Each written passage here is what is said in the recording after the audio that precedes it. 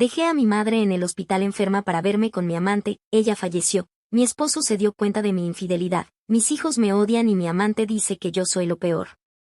Publicado en r//of-mi-quest. No sé ni por dónde empezar.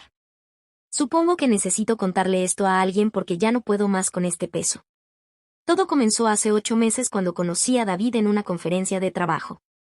Yo trabajo en marketing para una empresa de tecnología y él era el consultor externo que habían contratado para nuestro nuevo proyecto.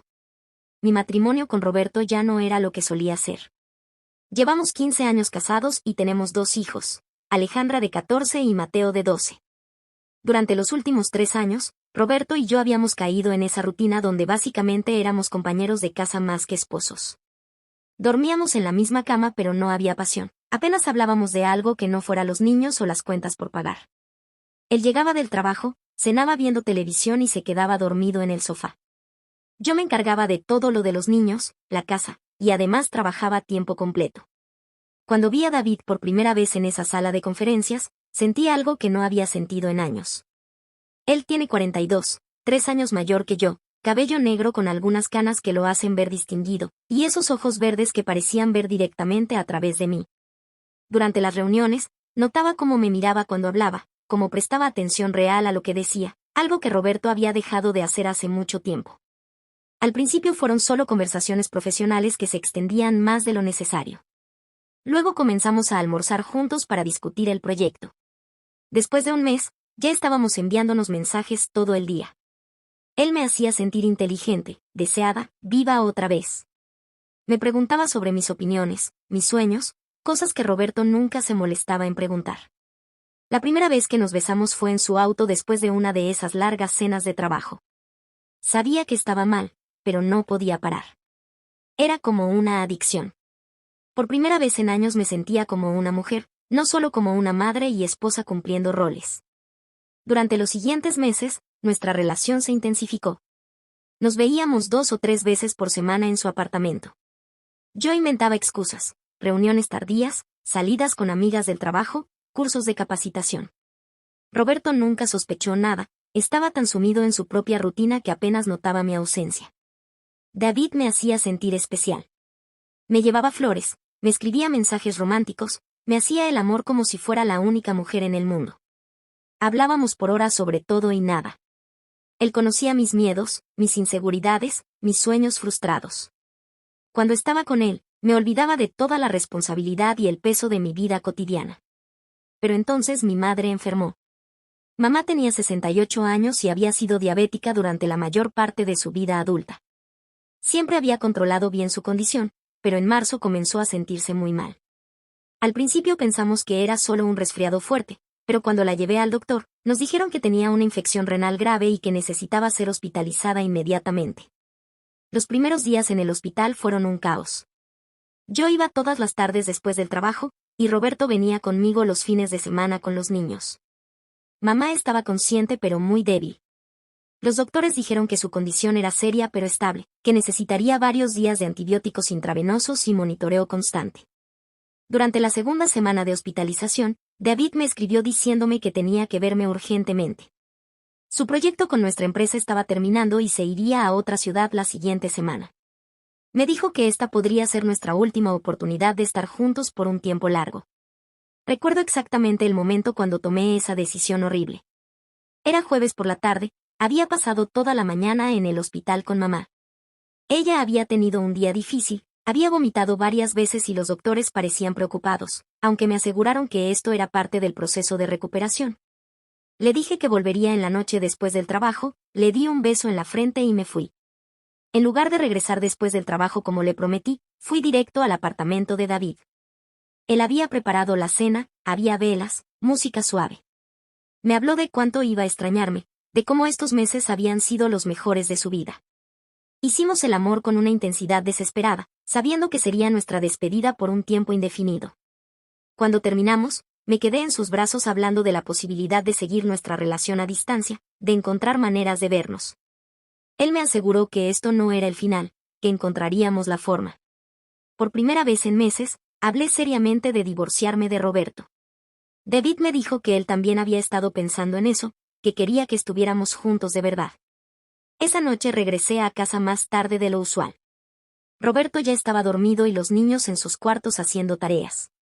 No pensé en mamá hasta la mañana siguiente, cuando sonó mi teléfono a las 5:30 de la madrugada. Era mi hermana Carmen, llorando histéricamente.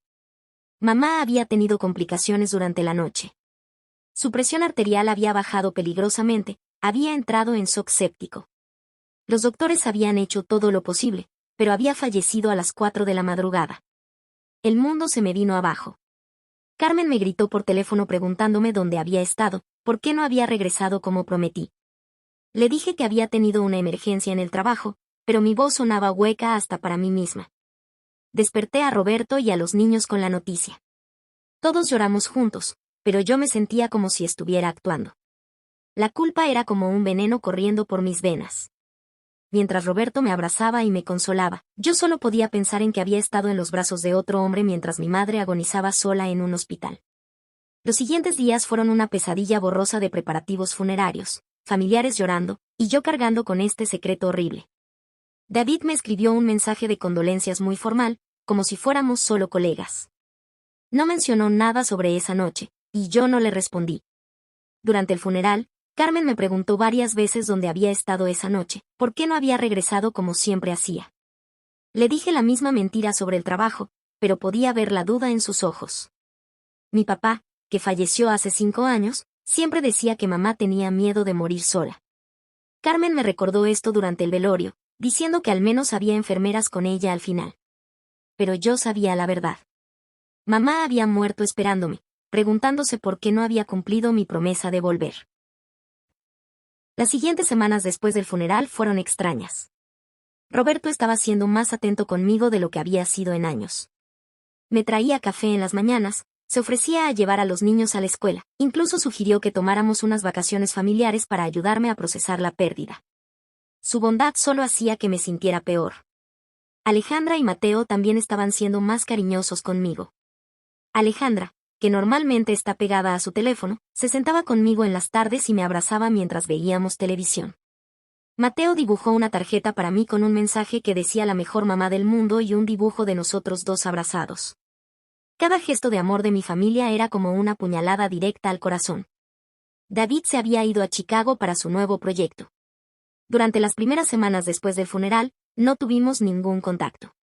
Yo estaba tan sumida en la culpa y el dolor que casi logré convencerme de que lo nuestro había terminado definitivamente, que había sido solo una fase terrible de mi vida que ahora había terminado. Pero entonces él me escribió. Era un mensaje largo, diciéndome cuánto me extrañaba, cuánto había significado nuestro tiempo juntos. Me decía que había estado pensando en mí todos los días, que entendía que necesitara tiempo para procesar la pérdida de mi madre, pero que esperaba que pudiéramos seguir en contacto. El mensaje terminaba diciéndome que estaría de vuelta en la ciudad en 2 meses para una reunión con clientes, y que esperaba que pudiéramos vernos. A pesar de toda la culpa que sentía, mi corazón se aceleró al leer su mensaje. Durante las siguientes semanas, comenzamos a escribirnos otra vez. Al principio eran mensajes casuales, preguntándome cómo estaba llevando el duelo, contándome sobre su trabajo en Chicago.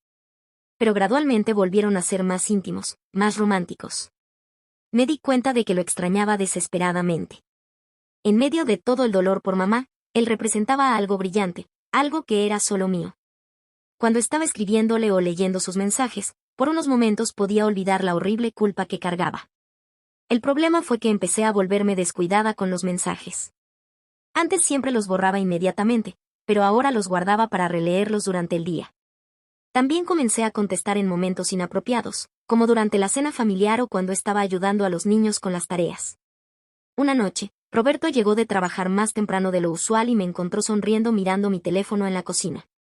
Me preguntó qué era tan gracioso, y yo le dije nerviosamente que era un meme que había enviado una amiga del trabajo. Pero vi cómo me miró, había algo diferente en su expresión.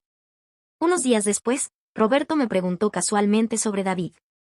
Dijo que había recordado que él había estado trabajando con nuestra empresa durante el tiempo que mamá estuvo enferma, y se preguntaba si habíamos tenido que trabajar tarde esas últimas semanas. Mi corazón casi se detiene, pero logré mantener la compostura y le dije que sí, que había sido un proyecto muy demandante. Creo que Roberto comenzó a sospechar algo en ese momento, porque empezó a hacer preguntas sutiles sobre mis horarios, sobre mis compañeros de trabajo, sobre las reuniones tardías que había tenido. Yo trataba de responder de manera casual, pero podía sentir que mis mentiras no sonaban convincentes. La bomba explotó un martes por la noche en mayo. Yo estaba en la ducha cuando mi teléfono, que había dejado en la cama, comenzó a sonar. Roberto me gritó desde el cuarto que alguien llamado David estaba llamando. Mi sangre se congeló. Salí corriendo de la ducha envuelta en una toalla, pero ya era demasiado tarde. Roberto tenía mi teléfono en la mano y estaba leyendo los mensajes. Su cara había perdido todo el color. ¿Qué es esto?, me preguntó con una voz que nunca le había escuchado antes. Traté de tomar el teléfono, pero él se alejó de mí. Comenzó a leer en voz alta algunos de los mensajes más recientes. No puedo dejar de pensar en esa noche antes de que me fuera. Extraño el olor de tu piel, necesito sentirte otra vez. Roberto, ¿puedo explicar? Comencé, pero él me interrumpió. ¿Cuánto tiempo?, me preguntó. Su voz era completamente plana, sin emoción. No podía mentirle más. 8 meses, susurré. Él se sentó pesadamente en la cama, todavía sosteniendo mi teléfono. 8 meses, repitió. Durante la enfermedad de tu madre. Asentí, incapaz de hablar. Roberto siguió leyendo los mensajes en silencio durante varios minutos. Yo me quedé ahí parada, goteando agua en el piso, viendo cómo mi matrimonio se desmoronaba frente a mis ojos. Esa noche, dijo finalmente, la noche que tu madre murió. Llegaste tarde a casa. Dijiste que habías tenido una emergencia en el trabajo. No pude responder. Él había conectado los puntos. Estabas con él mientras tu madre se moría, continuó. No era una pregunta. Comencé a llorar. Roberto, lo siento tanto. Fue un error terrible, yo nunca quise. Él se levantó de la cama tan bruscamente que me asusté. No, dijo. No me digas que fue un error. 8 meses no es un error. Elegir estar con tu amante mientras tu madre agonizaba no fue un error. Fue una decisión. En ese momento, Alejandra apareció en la puerta del cuarto. Papá, ¿por qué están gritando? Roberto miró a nuestra hija, luego me miró a mí. Ve a tu cuarto, mi amor. Papá y mamá necesitan hablar. Pero... Ahora, Alejandra. Ella se fue, pero pude ver el miedo en sus ojos. Roberto cerró la puerta del cuarto y se recargó contra ella. Quiero que te vayas, me dijo. Esta noche. Roberto, por favor, podemos ir a terapia, podemos. No hay nada que arreglar, me interrumpió. No sé quién eres. La mujer con la que me casé nunca habría hecho esto. Nunca habría abandonado a su madre moribunda por otro hombre. Traté de acercarme a él, pero me detuvo con una mano. Los niños, dije desesperadamente. ¿Qué les vamos a decir? La verdad, respondió. Que su madre es una mentirosa y una infiel que antepuso su placer sexual a su familia. Sus palabras me dolieron más que cualquier golpe físico. Esa noche empaqué algunas cosas y me fui a un hotel. Al día siguiente, Roberto les contó todo a los niños. Me llamó Alejandra llorando, gritándome que la había traicionado, que había traicionado a toda la familia. Me colgó antes de que pudiera explicarle algo. Mateo no me habló durante una semana. Cuando finalmente aceptó verme, me preguntó si ya no los quería, si por eso había elegido estar con ese señor en lugar de con ellos. No supe qué responderle. Llamé a David esa primera noche en el hotel. Le conté lo que había pasado, esperando que me consolara, que me dijera que todo iba a estar bien, que valía la pena perder todo por nuestro amor. Pero su reacción fue completamente diferente a lo que esperaba. ¿Le dijiste a tu esposo sobre mí?, me preguntó, sonando molesto. Él vio los mensajes, le expliqué. No tuve opción. Hubo un silencio largo. Luego dijo, esto es un problema. Trabajo con empresas en esa ciudad. No puedo permitir que esto afecte mi reputación profesional. Me quedé en shock. ¿Tu reputación? David, perdí a mi familia. Bueno, dijo con una frialdad que nunca le había escuchado, quizás debiste haber pensado en las consecuencias antes de ser tan descuidada con los mensajes. En las siguientes semanas, David se volvió cada vez más distante. Me decía que necesitaba tiempo para pensar, que la situación era más complicada de lo que había esperado. Cuando le pregunté si todavía quería estar conmigo, me daba respuestas vagas sobre ver cómo se desarrollaban las cosas. Mientras tanto, mi vida se desmoronaba completamente. Roberto inició los papeles de divorcio y estaba pidiendo custodia completa de los niños. Carmen había descubierto la verdad sobre la noche que mamá murió y no me dirigía la palabra. Mis compañeros de trabajo me miraban diferente después de que corrieron rumores sobre mi relación con David. Han pasado 4 meses desde que mi mundo se desmoronó. Estoy escribiendo esto desde un apartamento estudio de una sola habitación que apenas puedo pagar. Es un lugar deprimente con paredes delgadas donde puedo escuchar a los vecinos peleando todas las noches, pero es lo único que puedo permitirme con mi salario ahora que tengo que pagar pensión alimenticia. David regresó a la ciudad el mes pasado para esa reunión que había mencionado. Durante semanas antes de su visita, me había convencido de que cuando nos viéramos cara a cara, todo sería diferente. Que recordaría lo que habíamos tenido, que me diría que había estado pensando las cosas y que quería intentar una relación real conmigo. Me había aferrado a esa esperanza como a un salvavidas en medio de toda la destrucción de mi vida. Le escribí tan pronto supe que estaba en la ciudad. Me respondió 2 días después con un mensaje muy breve diciéndome que podíamos encontrarnos para tomar un café. Ni siquiera en su apartamento, solo un café público. Debía haber sabido en ese momento lo que venía. Nos encontramos en un Starbucks cerca de su hotel. Cuando lo vi entrar, mi corazón se aceleró como siempre lo hacía, pero algo era diferente. Él parecía incómodo, evitaba el contacto visual directo. No me dio ni siquiera un abrazo, solo se sentó frente a mí y pidió un café negro. ¿Cómo has estado?, le pregunté, tratando de sonar casual. Bien. Ocupado con el trabajo, respondió, revisando su teléfono. Hablamos de trivialidades durante unos minutos. Yo esperaba que en algún momento la conversación se volviera más íntima, que me preguntara cómo estaba manejando todo lo del divorcio, que me dijera que me había extrañado. Pero nada de eso pasó.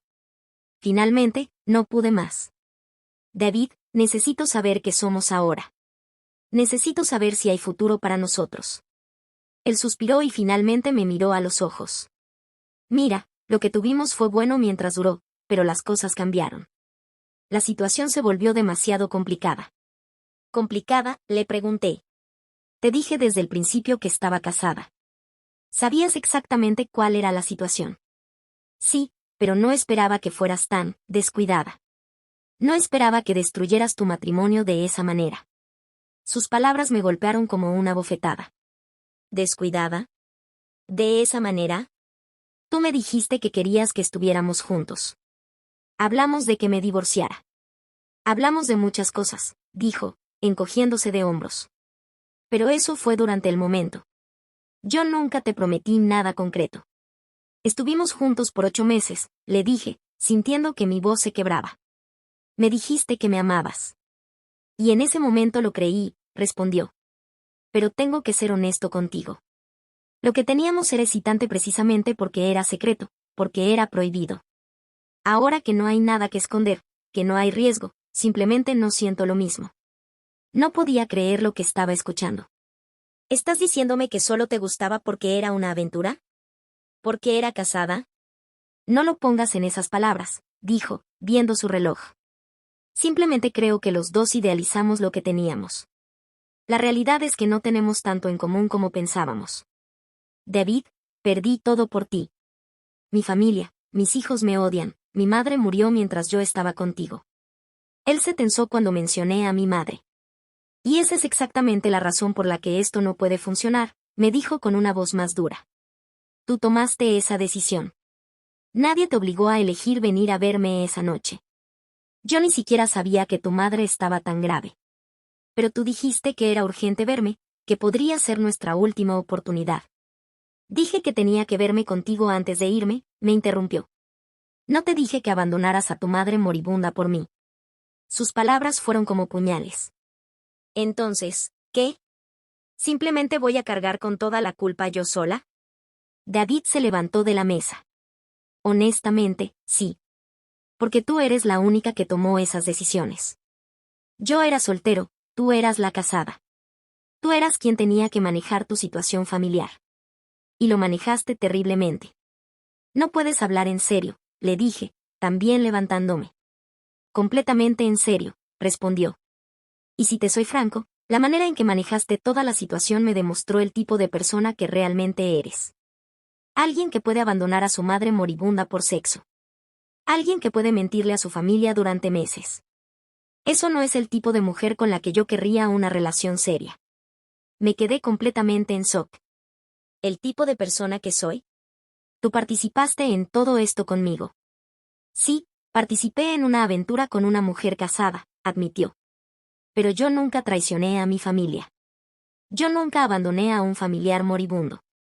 Esas fueron decisiones tuyas, y francamente, me hacen verte de manera muy diferente.